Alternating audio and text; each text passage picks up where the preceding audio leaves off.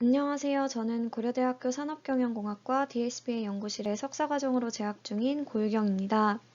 오늘 제가 리뷰할 논문은 저희 연구실 PYMR 리스트에 포함된 논문으로 2017년 아카이브에 공개되어 지금까지 총 2045회의 인용 횟수를 기록한 NLP 분야의 서베이 논문입니다.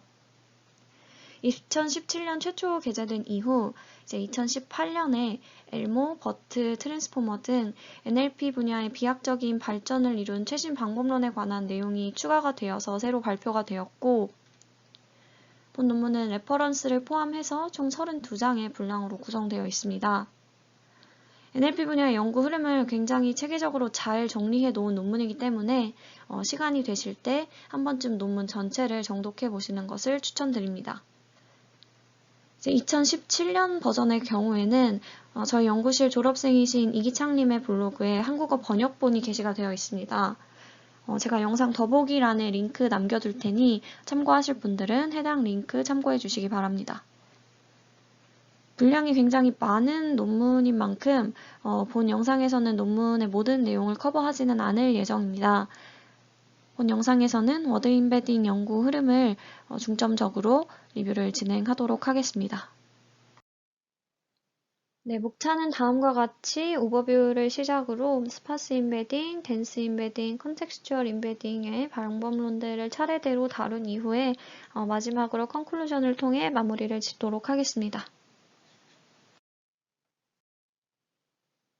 네, 워드 임베딩 연구의 발전 흐름을 간략하게 살펴보면 다음과 같습니다. 이제 이 도식에 나와 있는 총 6가지 모델이 오늘 영상을 통해서 간략하게 다루게 될 모델들이고요.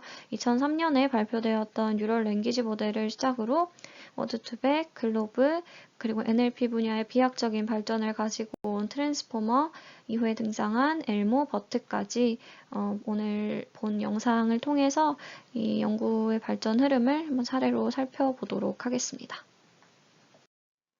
먼저 스파스 임베딩부터 살펴보도록 하겠습니다. 스파스 임베딩은 원하드 인코딩이라는 이름으로도 잘 알려져 있는데요.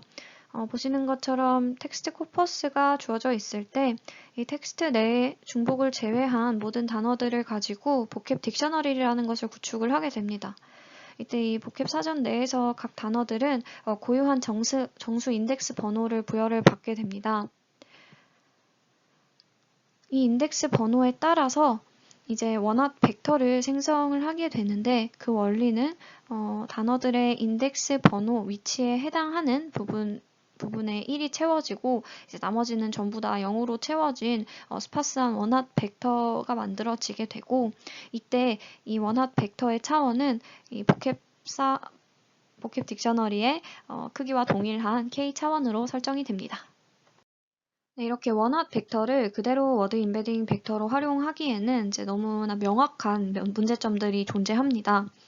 우선 어떤 두 단어를 선택하든지 간에 그 해당하는 두 단어 벡터 간의 내적 값은 모두 0이 됩니다. 따라서 단어 간의 유사도라든지 이런 관계를 파악하는 것이 불가능하고, 또 원핫 인코딩의 경우에는 단어 수가 늘어날수록 그에 비례해서 벡터의 차원수 역시 증가하기 때문에 이제 너무 많은 단어 집합 수가 있을 때 이제 지나치게 큰 연산 비용이 발생할 수 있다는 그런 문제가 있습니다. 이제 이러한 문제를 통틀어서 스파시티 프로블럼, 즉 희소성 문제라고도 합니다.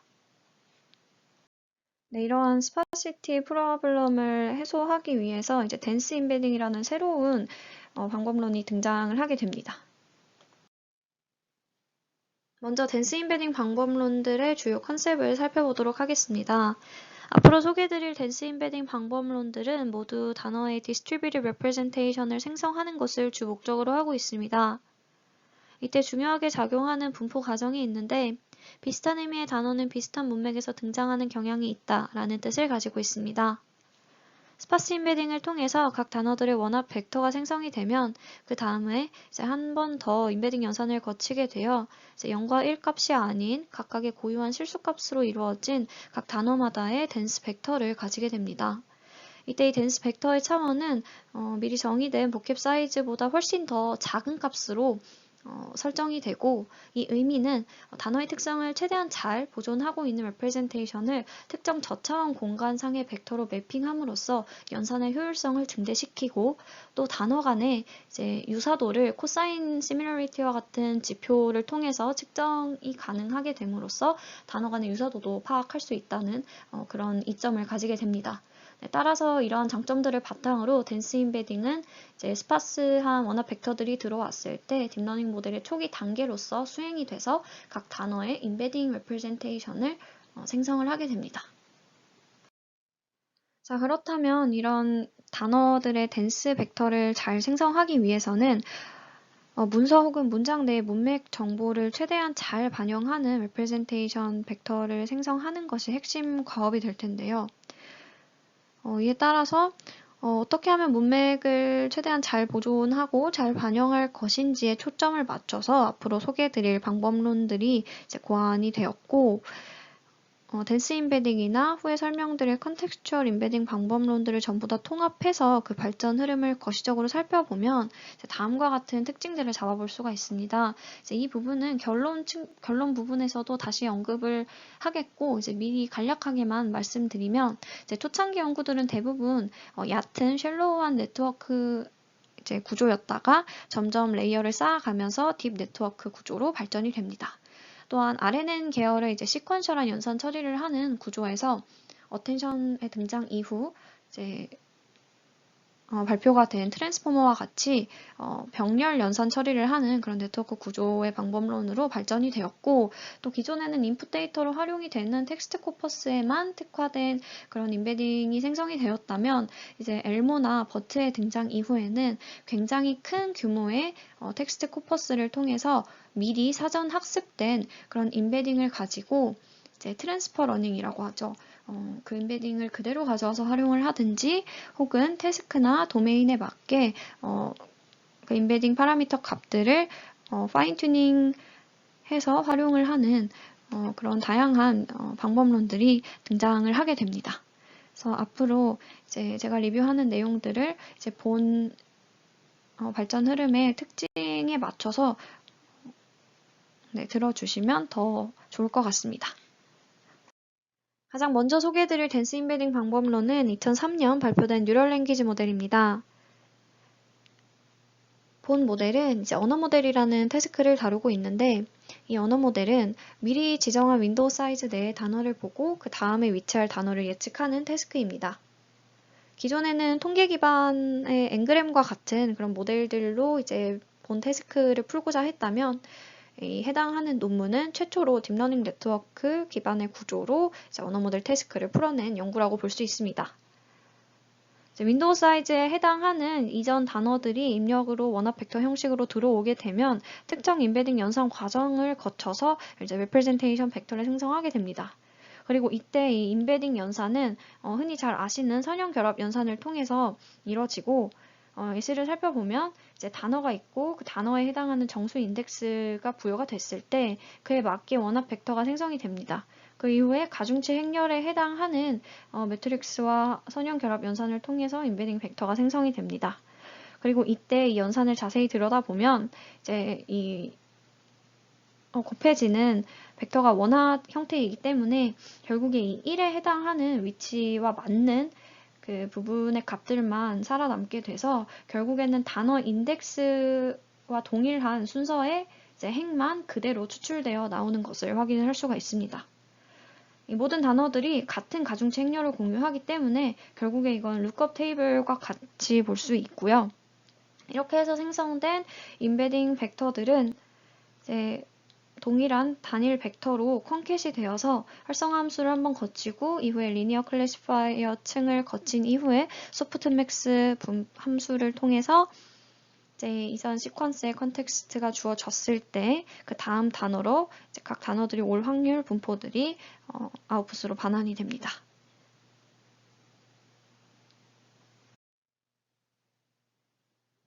네, 이러한 뉴럴 랭귀지 모델의 한계점으로는 이제 윈도우 사이즈가 고정되어 있기 때문에 결국에 이 모델이 하나의 단어를 예측하기 위해서 보는 그 범위가 이전에 있던 모든 단어들이 아니라 이 윈도우 사이즈에만 한정이 되게 됩니다.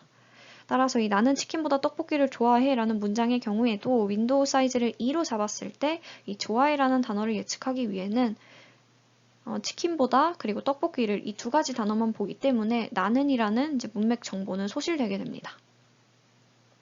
이제 또 다른 문제점으로는 룩업 테이블을 구성하는 이 파라미터 외에도 그 다음에 있는 리니어 클래시파이어 층에 존재하는 이제 파라미터들이 다수 있고, 이제 만약에 인베딩 사이즈가 증가해서 이 컨캣된 벡터의 사이즈도 증가를 하게 되면 그만큼 리니어 클래시파이어에 필요한 파라미터 개수 역시 증가를 하기 때문에 이 경우에 계산 복잡도가 증가하거나 이제 과적합이 발생할 가능성이 존재하게 됩니다. 이제 본 논문을 다룬 저희 연구실의 리뷰 영상이 있습니다. 이제 김타경 석사 과정이 제작한 영상이고, 이제 하단에 링크 동일하게 남겨둘 테니 참고하실 분들은 참고하시면 되겠습니다. 다음으로 2013년에 발표된 워드2백에 대해 소개해드리도록 하겠습니다.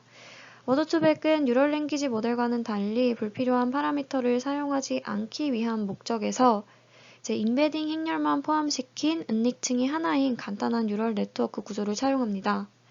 또한 이전 단어들을 참고해서 다음 단어를 예측하는 뉴럴 랭귀지 모델과 달리 윈도우 사이즈를 기준으로 이제 이전, 이후, 주변 단어들을 통해서 중심 단어를 예측하는 태스크를 수행합니다.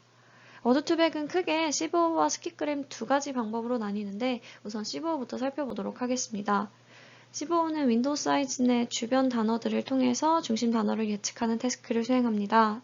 예시 문장이 다음과 같이 주어졌을 때 이제 이 떡볶이를 이라는 세 번째 단어를 중심 단어로 보고 윈도우 사이즈를 2로 가정했을 때 이제 이전 두 개 단어 그리고 이후 두 개 단어에 해당하는 이 세 가지 단어들의 원합 벡터들을 인풋 레이어에 이제 집어넣게 되고 이 각각 단어들의 원합 벡터는 이제 모든 단어들이 서로 공유하는 가중치 행렬이자 룩업 테이블인 가중치 행렬 W와 만나서 선형 결합 연산을 진행하고 이렇게 해서 나온 인베딩 벡터들의 값들을 서로 평균 내서 동일한 차원의 단일 벡터를 생성하게 됩니다.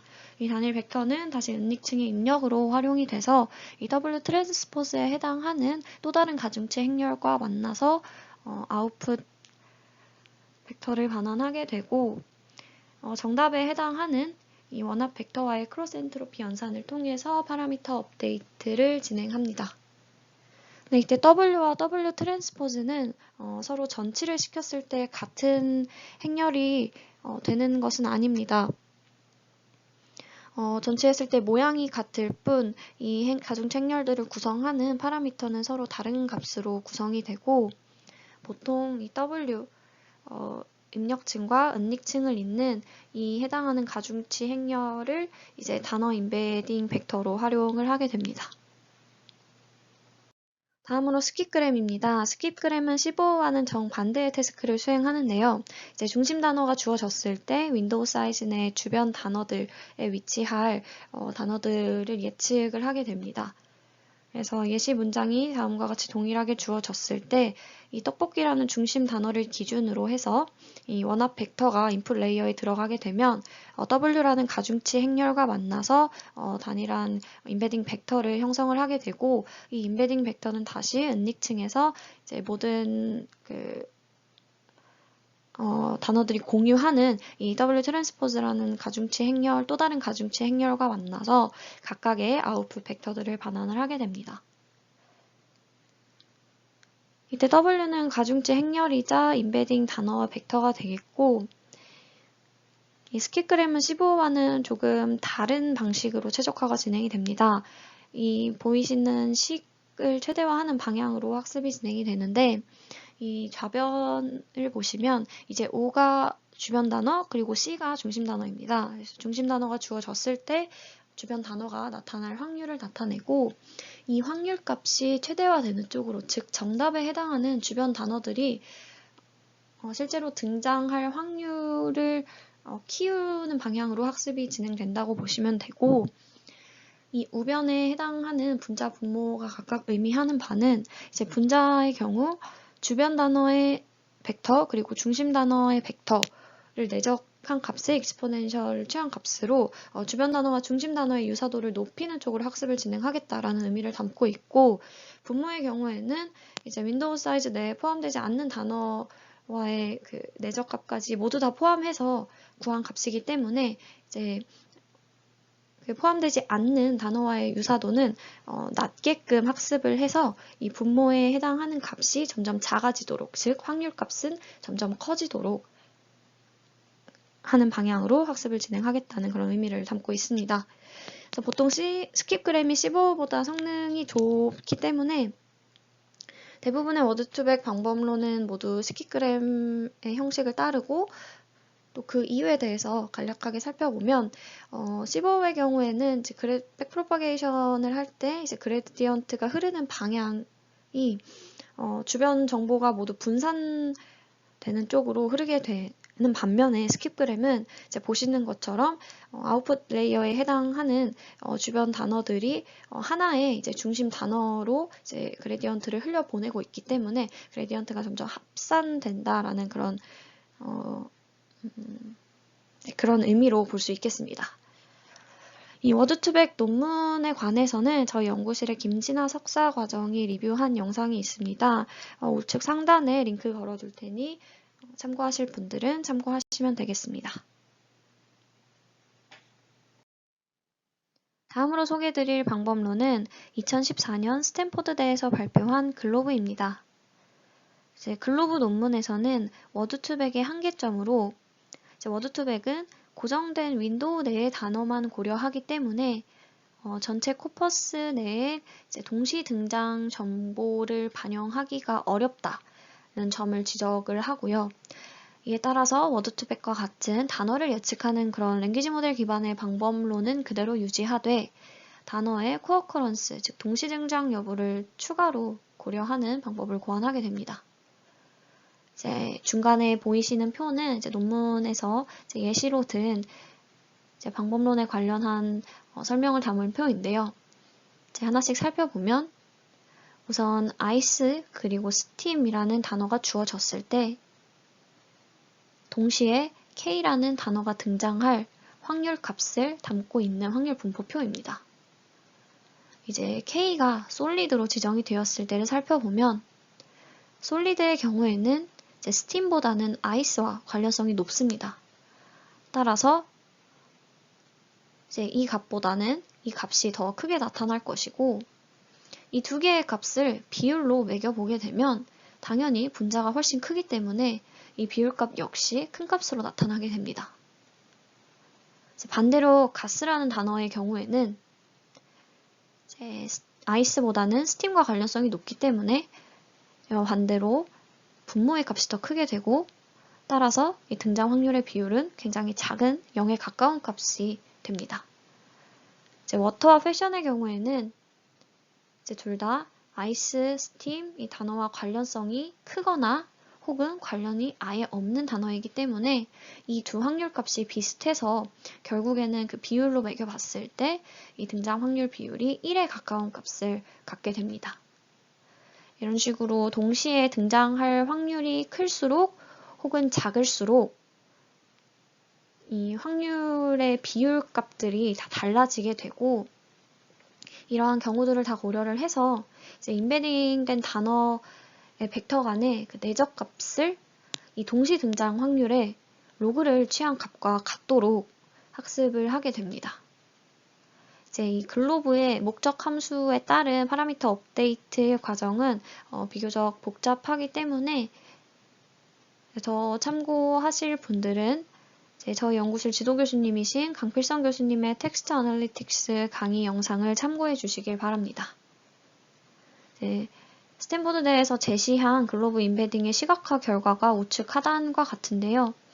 이제 왼쪽에 보시면 각 회사들의 이름이 나와 있고, 그 회사들에 해당하는 이 CEO 이름이 매핑이 된 것을 보실 수가 있습니다. 지금까지 소개해드린 댄스 임베딩 방법론의 한계를 짚어보겠습니다.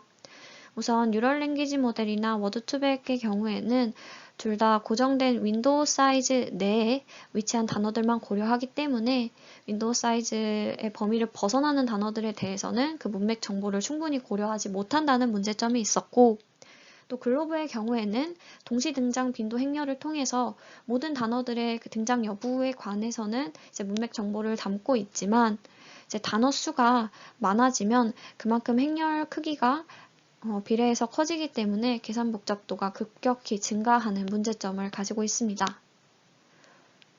그리고 무엇보다 이 세 가지 방법론의 공통적인 가장 큰 문제점은 바로 문맥에 따른 단어의 의미 차이를 전혀 고려하지 못한다는 점인데요. 일례로 플레이라는 단어의 경우에는 이제 문맥에 따라 플레이 더 게임, 놀다 혹은 플레이 더 피아노, 연주하다 등 단어가 쓰이는 문장 그리고 문맥에 따라서 그 의미가 완전히 달라집니다. 이렇게 되었을 때 이 단어의 의미에 따라서 각각 다른 인베딩 벡터가 생성이 되어야 되는데 이 세 방법론 모두 룩업 테이블을 기반한 인베딩 연산을 진행하기 때문에 한 단어당 하나의 인베딩 벡터와 매핑이 될 수밖에 없습니다. 그래서 이런 다양한 문맥 하에서의 단어 정보를 담지 못한다는 치명적인 한계점이 존재하고 이를 극복하기 위해서 다음에 소개드릴 컨텍스추얼 인베딩 방법론들이 새롭게 고안이 됩니다. 네, 지금부터 이어서 설명해드릴 엘모 트랜스포머 버튼은 이제 문장 각 단어가 각각 다른 문맥에서 등장을 했을 때 그 차이를 반영해서 이제 문맥별로 다른 인베딩 벡터를 생성할 수 있도록 해주는 그런 방법론입니다. 가장 먼저 소개드릴 방법론은 2018년에 제안된 RNN 계열의 시퀀셜한 인베딩을 다룬 엘모라는 모델입니다. 엘모는 뉴럴 랭귀지 모델과 같이 이제 이전 시퀀스들이 주어졌을 때 다음 시퀀스에 나오게 될 단어를 예측하는 랭귀지 모델 태스크를 수행을 합니다. 이제 각각 순방향 언어 모델 그리고 역방향 언어 모델을 개별적으로 구성을 해서 서로 가중치는 공유하지 않도록 설정을 하였고, 이제 순방향 언어 모델을 통해서는 해당하는 단어 이전에 등장하는 단어들의 문맥을 고려하고자 하였고, 역방향의 경우에는 해당하는 단어 이후에 등장할 단어들의 문맥 역시 고려하고자 하는 의도를 담고 있습니다. 같은 단어라고 할지라도 다이어에 따라서 이제 문장 시퀀스에 따라 다른 인베딩 벡터를 생성하기 위해 기존 방법론들과는 다른 이제 구조를 구성하게 되었고, 그 예시를 이제 플레이라는 단어를 통해서 한번 살펴보도록 하겠습니다.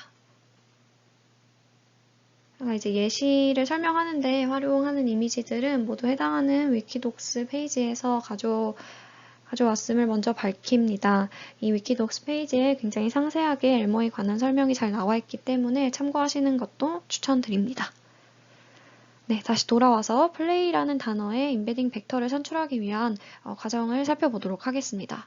먼저 이 플레이라는 단어에 이제 캐릭터 인베딩을 수행하게 되는데, 이건 워드 인베딩과는 살짝 다르게 기준이 단어 기준이 아니라 단어 안에 있는 이 철자 기준이라고 보시면 되겠습니다. 그래서 P, L, A, Y를 기준으로 하는 이제 원합 벡터가 들어오게 되고, 이제 인베딩 벡터를 생성하게 되면 다음과 같은 파란색 벡터가 형성이 됩니다.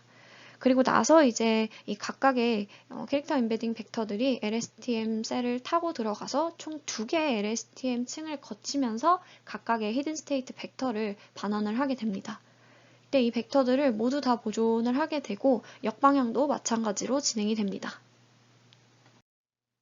이렇게 해서 순방향 모델, 역방향 모델의 각 구조에서 나온 벡터들을 이제 층에 맞게 컨캣을 해주고 이후에 이제 각 가중치들과 곱해서 가중합 벡터를 도출하게 됩니다.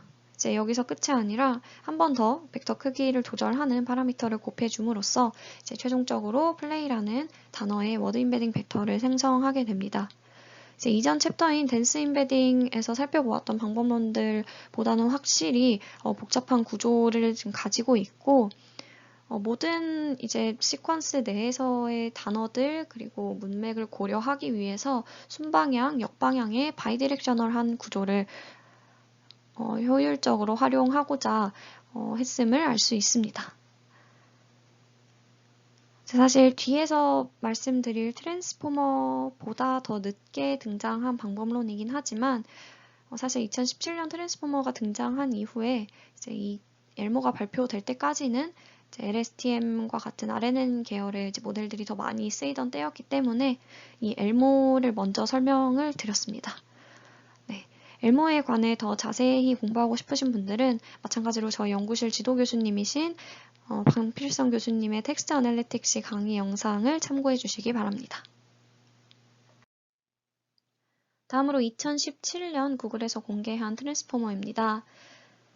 기존의 RNN 계열의 모델들이 순차적으로 입력 시퀀스를 받아서 연산을 처리하던 것과는 달리 셀프 어텐션이라는 구조에서 기반한 이런 멀티 헤드 어텐션을 통해서 병렬적인 연산 처리를 가능케 했다는 큰 컨트리뷰션을 가지고 있고, 이 트랜스포머 모델은 사실 임베딩 자체를 위한 모델은 아니고 머신 트랜슬레이션과 같은 시퀀스 투 시퀀스 태스크를 해결하기 위한 모델 구조로서 제안이 되었습니다. 다만 이 모델이 LSTM을 뛰어넘는 좋은 성능을 기록하게 되면서 당시에 트랜스포머를 활용해서 사전 훈련한 언어 모델을 학습하는 시도가 등장하게 되었고, 바로 뒤이어 설명드릴 버트도 마찬가지로 트랜스포머의 인코더 구조를 계승한 연구입니다. 이 트랜스포머에 관해서는 버트를 알기 위해서는 꼭 먼저 이해를 하고 넘어가야 하는 모델이기 때문에 혹시 이 트랜스포머에 대한 이해가 좀 부족하다라고 판단되시는 분들은 저희 연구실의 석유상 석사 과정이 어텐션 is 얼리니드 논문을 굉장히 세세하게 잘 리뷰해 놓은 영상이 있습니다. 우측 상단에 링크 걸어둘 테니 해당 영상 먼저 시청하시고 본 영상 이어서 시청하시는 것을 추천드립니다. 이제 대망의 버트입니다. 버트는 2018년 마찬가지로 구글에서 공개한 모델이고, 앞서 말씀드렸듯이 트랜스포머의 인코더 구조를 사용해서 비지도 기반의 사전 학습을 수행을 합니다. 대표적인 사전 학습 태스크는 마스크드 랭귀지 모델, 그리고 넥스트 센텐스 프리딕션 등이 있고, 시퀀스 내 모든 단어 간의 관계를 고려한 임베딩 벡터를 생성을 하게 되어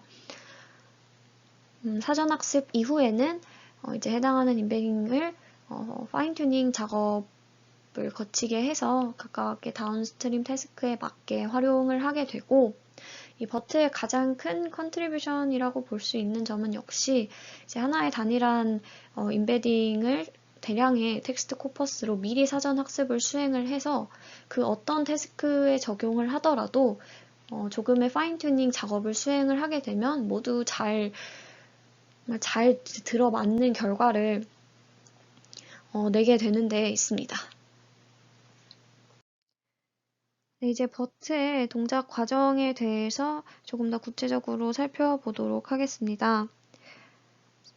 엘모와 마찬가지로 설명에 활용되는 이미지의 출처는 모두 해당 위키독스 페이지임을 먼저 밝힙니다.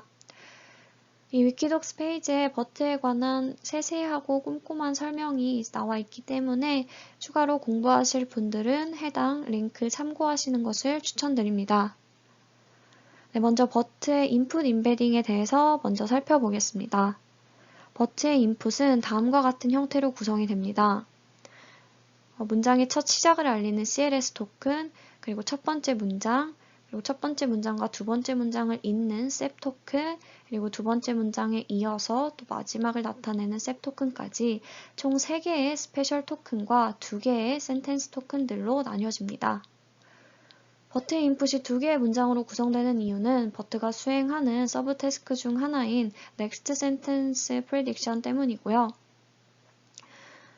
처음에 문장이 들어왔을 때 이 스페셜 토큰과 더불어서 서브워드 기반의 워드피스 토크나이저를 통해서 분절 과정이 이뤄지게 되고, 그 이후에 트랜스포머와 동일한 포지셔널 인코딩 과정을 거치고 또 문장 간의 분류를 위해서 만들어지는 세그먼트 임베딩까지 전부 다 더해서 인풋 임베딩 벡터를 단어마다 생성하게 됩니다. 이렇게 인풋이 들어오게 되면 사전 학습 태스크로 총 2가지를 수행을 하게 되는데, 우선 첫 번째로 마스크드 랭귀지 모델 태스크 같은 경우에는 입력 텍스트의 15%의 비중에 변형을 가합니다. 그 변형을 가하는 방법은 80%는 마스크 토큰으로 대체를 하고 10%는 랜덤으로 다른 단어로 대체를 합니다. 또 나머지 10%는 동일한 단어를 그대로 유지하게 되고 이렇게 마스킹, 변형 처리된 토큰들에 해당하는 단어를 예측하는 그런 태스크를 수행을 하게 됩니다. 또 다른 태스크로는 Next Sentence Prediction이 있습니다. 이 경우에는 이제 버트의 인풋으로 주어지는 두 가지 문장이 서로 실제로 이어지는 문장인지를 판별하는 태스크로 CLS 토큰에 해당하는 이제 위치의 출력층을 이 전체 문장들의 모든 정보를 담고 있는 벡터로 간주를 하고 이 출력층에서 이제 NSP 클래시파이어를 추가를 해서 문장이 이어지는지 아닌지의 여부를 판단하도록 합니다. 버트의 경우 엘모와 마찬가지로 대량의 언라벨즈 텍스트 코퍼스를 가지고 사전 학습을 진행하게 됩니다. 앞서서 말씀드린 두 가지의 서브 태스크를 사전 학습 과정 중에 수행을 하게 되고 대량의 데이터를 가지고 사전 학습을 수행한 만큼 이제 업데이트된 파라미터들은 새로운 텍스트 인풋이 들어왔을 때 이제 단어들 간의 관계를 충분히 잘 고려해서 워드 프레젠테이션 벡터를 반환할 수 있게끔 하도록 값이 이제 업데이트가 되어 있을 것이고 각각의 버트 레이어들은 트랜스포머와 같은 이제 멀티헤드 셀프 어텐션이나 피드포워드 네트워크로 구성된 그런 구조를 가집니다. 텍스트 인풋이 새로 들어왔을 때 인풋 인베딩 이후에 총 12개의 버트 레이어를 통과를 해서 최종적으로 단어마다 이제 인베딩 벡터를 반환을 하게 되고 이제 이 방법론을 기점으로 이제 워드 인베딩에서의 대량의 데이터를 가지고 하는 사전 학습이 더 주목을 받기 시작했습니다. 버트에 관해서는 저희 연구실 졸업생이신 김동아 박사의 트랜스포머 버트 리뷰 영상이 마찬가지로 연구실 유튜브 영상에 게재가 되어 있습니다. 해당 영상은 2시간이 넘는 분량이지만 김동아 박사의 굉장히 세세하고 꼼꼼한 설명이 깃들여져 있기 때문에 정말 꼭 한번 시청하시는 것을 추천드립니다. 네, 이제 마지막으로 결론입니다. 지금까지 다룬 워드 인베딩 방법론들의 핵심은 바로 문맥을 잘 반영하고 있는 인베딩 벡터를 생성하는 데 있었습니다. 이런 단일한 목적에 따라서 뉴럴 랭귀지 모델을 시작으로 워드2백, 글로브, 엘모, 트랜스포머, 버트까지 간략한 흐름 위주로 총 6개의 방법론들을 살펴보았습니다. 제가 앞서서 언급드렸던 이 댄스 인베딩 그리고 컨텍스추얼 인베딩을 거시적으로 바라보았을 때 발전 흐름에서 캐치할 수 있는 특징들을 이제 3가지로 마지막으로 리뷰를 하고 마무리 짓도록 하겠습니다. 먼저 셜로우 네트워크에서 딥 네트워크로의 발전입니다. 뉴럴 랭귀지 모델이나 워드2백, 글로브 같은 초창기 모델의 경우에는 단일 연닉층으로 구성된 만큼 굉장히 얕은 구조를 가지고 있었던 반면 이후에 트랜스포머, 엘모, 버트 등과 같은 후반부 모델들은 굉장히 깊은 구조의 네트워크를 가지고 있었습니다. 이제 또한 엘모의 경우에는 RNN 계열의 모델이었기 때문에 시퀀셜한 연산 처리 및 인베딩 벡터를 생성을 했다면 트랜스포머와 버트의 경우에는 셀프 어텐션과 멀티헤드 어텐션이라는 연산 메커니즘을 통해서 병렬적인 처리가 가능하게 되었고 시퀀셜에서 패러럴이라는 굉장히 또 큰 패러다임의 전환을 이끌어냈습니다. 네, 세 번째로는 초창기 댄스 인베딩 방법론들이 인풋 데이터로 주어지는 텍스트에 특화된 인베딩 벡터들을 생성을 해냈다면 후반부의 3가지 방법론들은 대량의 텍스트 코퍼스를 활용해서 사전 학습을 수행했기 때문에 최대한 다양한 문맥 하에서의 단어의 representation 벡터를 생성할 수 있다는 그런 장점을 가지는 쪽으로 발전이 되었고, 물론 워드2백이나 글로브와 같은 초창기 방법론들도 사전 학습 적용은 가능하지만 앞서서 한계점으로 언급했듯이 다이어의 특성을 반영하지 못하기 때문에 사전 학습을 수행해도 그렇게 큰 메리트가 있지는 않습니다. 다양한 문맥 하에서의 다른 임베딩 벡터를 생성할 수 있는 이 후반부 3가지 모델의 특징이 있었기에 이 사전 학습의 효과가 증대되었다고 볼 수 있겠습니다. 네, 이것으로 본 논문의 리뷰를 마치도록 하겠습니다. 영상에서 언급드린 6개의 방법론 이외에도 본 서베이 논문에는 굉장히 다양한 연구들이 소개되어 있으니 NLP에 관심 있으신 분들 또는 공부하시는 분들이라면 꼭 한번 시간 내서 정독하시는 것을 추천드립니다. 네, 그럼 이것으로 영상 마치도록 하겠습니다. 감사합니다.